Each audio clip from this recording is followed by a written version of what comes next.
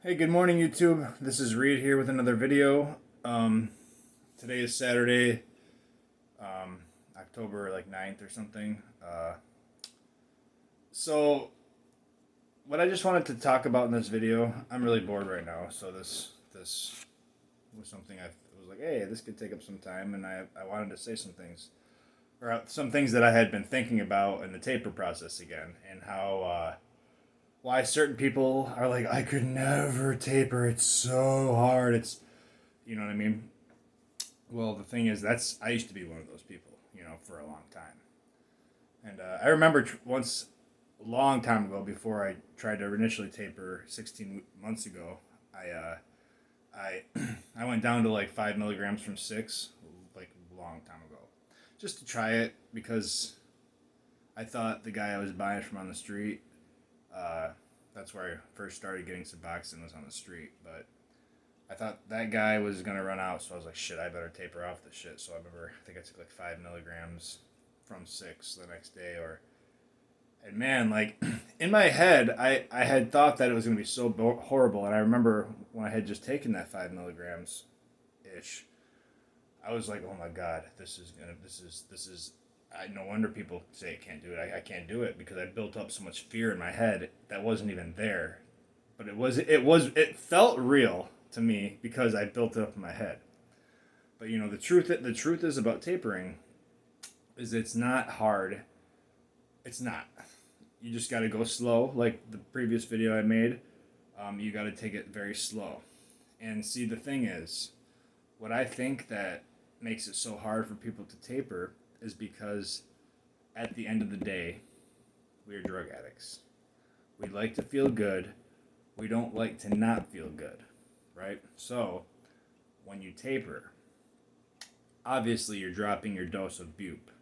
So you're not going to be getting because that stuff releases your dopamine for you, and it's fake dopamine for your brain. So when you're putting less dopamine in your brain, you're not going to feel as good for a little bit. From when you drop from like say 6 to 5, you're not going to feel great for like a week. You're going to feel okay.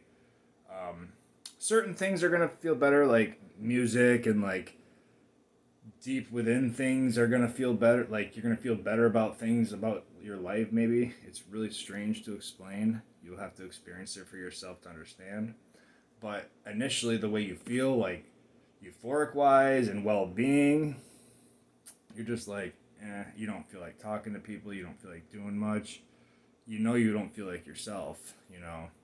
And that and it depends on how fast your metabolism is, how fast you stabilize on your new dose. So, my point being was when you're tapering, a lot of people, we're all addicts. We all want to feel good.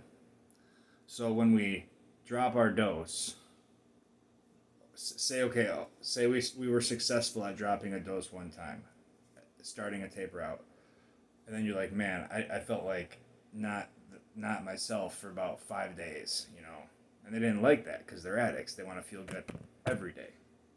They don't want one day. They don't want 1 minute, 1 second of feeling not euphoria or not a great well-being of themselves. That's just how we are.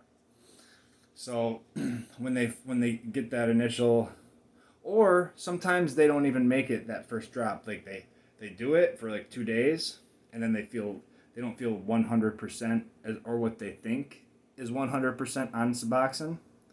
When they don't feel that, their brain tells them that they're about to be in full blown withdrawal and they're about to be feeling like shit, you know. But it's just not the case. It just won't happen. As long as you don't take your dose down like a hugely significant amount, like 50%, and then continue. I would say take it off like 18% of whatever dose you're on at a time. Stay there for at least a week. But the thing is, what gets in the way is our addict brain, the little monkey that sits on our shoulder. And he's telling you to not take less Suboxone. He's telling you, hey, just one more day, man. Don't you want to feel normal and be able to function normally and have your normal, what you think is normal emotions? Just one more day, man. Come on, you can do it. You can do it, man. You can do it. That's what that guy's saying to you. You got to block him out. And you got to know that if you drop your dose 18% from whatever it is, you're not going to feel all that bad. You're just going to feel a little different. Like things are going to seem different. Some of your perceptions may change for a couple days until you restabilize. And then you're going to feel just like you did pretty much on the dose that you dropped from. So, but dropping, again, that's what is just coming down on a dose is what kills people because we are addicts. Suboxone does give us a 1 to a 2 on a scale of 10 of an opiate high, usually. Nothing to write home about, nothing to say I'm high, nothing to say I can't drive a car, but it gives you that mood lift that we, at least I, have associated with a good feeling and with a high, you know?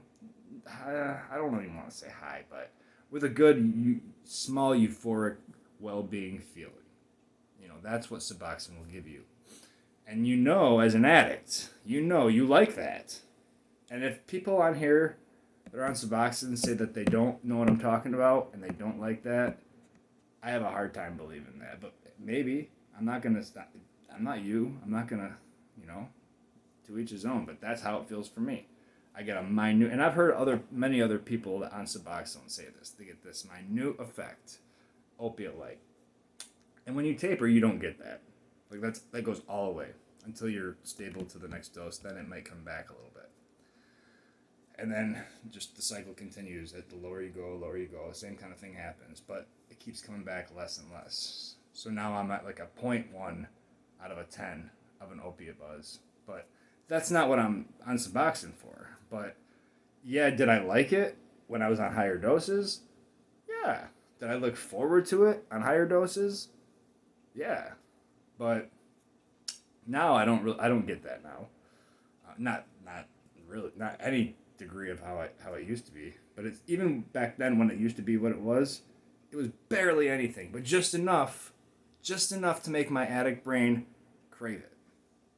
If that makes any sense. But that's, again, the reason tapering's so hard is because addicts, they're at their sweet spot with subs. You know, they take their dose, an hour later they feel a little better. You know what I mean? And then they're like, oh, I gotta cut off a 0.5 milligram from this dose. And their addict brain starts freaking out, saying, I'm not gonna feel my best for 4 or 5 days.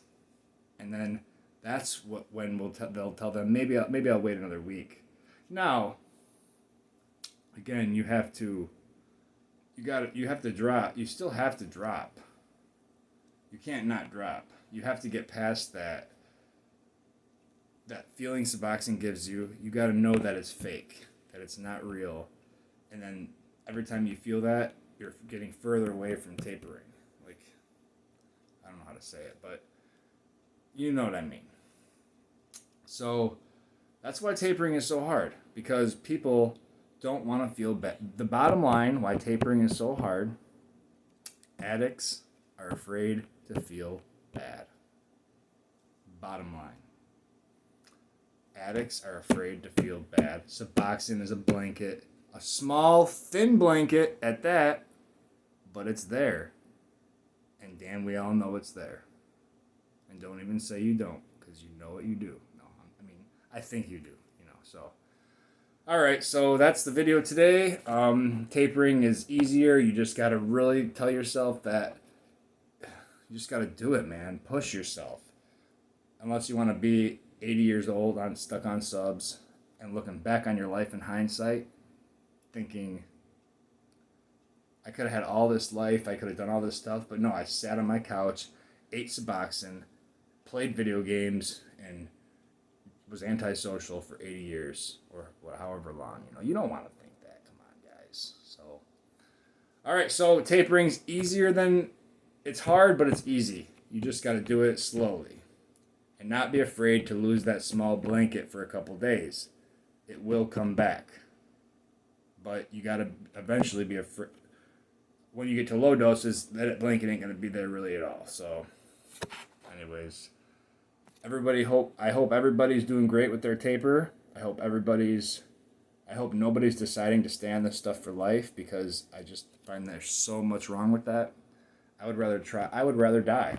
Honestly, I would rather fight until I die than live on Suboxone as a shell of a human till I'm 70 and live on and have no life, no quality of life on Suboxone. Honestly. So, all right. Have a good day, guys. Bye.